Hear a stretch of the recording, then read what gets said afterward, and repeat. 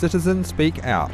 Governments across the world are being asked by their fellow citizens for policies that create better living conditions, job opportunities, democracy and respect for basic human rights as people protest in countries like Azerbaijan, Bahrain, Côte d'Ivoire or Ivory Coast, Jordan, Libya, Morocco, Oman, Saudi Arabia, Syria, Tunisia and Yemen. In Bahrain, where government forces backed by Saudi troops have been violently suppressing the peaceful citizen attempts to call for reform, the country's top Shi'ite Muslim cleric, Sheikh Isa Qasim, warned that such harsh actions are detrimental to both the government and the nation and would create only more complications in the future. Oman's public prosecutor announced the release of 57 people who had been arrested in Sohar during protests held by groups calling for the end of government corruption, pledging an investigation into the death of one protester last Friday, April 1, although the number of people still detained is unknown.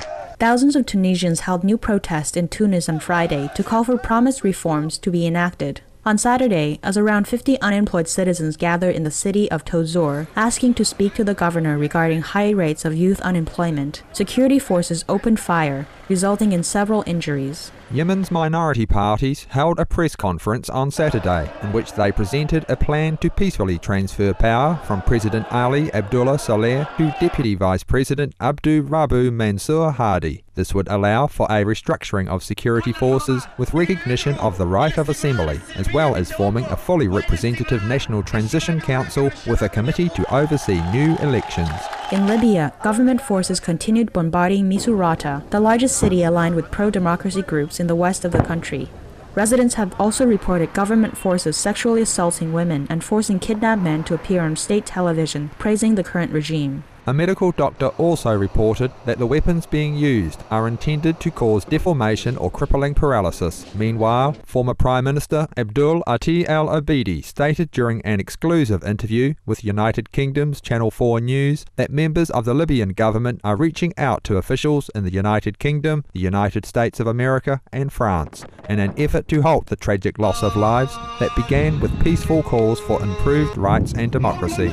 Acting as envoy for the government, Mr. al-Obeidi left Libya for Greece on Sunday to bring a message from leader Colonel Muammar Gaddafi to Prime Minister George Papandreou. Following their meeting, Greek Foreign Minister Dimitris Throussis reported that it appeared the Libyan regime was seeking a peaceful resolution to the conflict in the country. He also affirmed that the Greek side of the talks upheld the international community's message to the Libyan government of a need to comply with all UN decisions, including an immediate ceasefire and the halting of hostilities against civilians. Also on Sunday, a Turkish cruise ship that had been converted to a hospital made a successful undercover entry to the port of Misurata, where it picked up 250 injured citizens and 100 of their relatives before traveling on to Benghazi, bringing 60 wounded on board, as well as 30 Turks and other foreign nationals, with the vessel then departing to return to Turkey.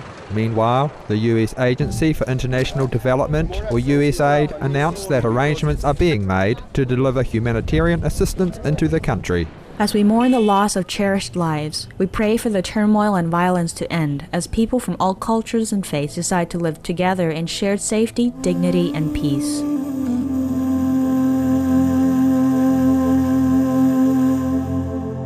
In sorrowful response to these unfortunate world events, Supreme Master Ching Hai lovingly reminds, if the road is wrong, the more we walk on it, the more we go wrong. Any leaders who committed harm to others should stop at once, sincerely repent to God, and act to redeem their mistaken deeds. Then they will be pardoned, even if humans can't forgive. Heaven will.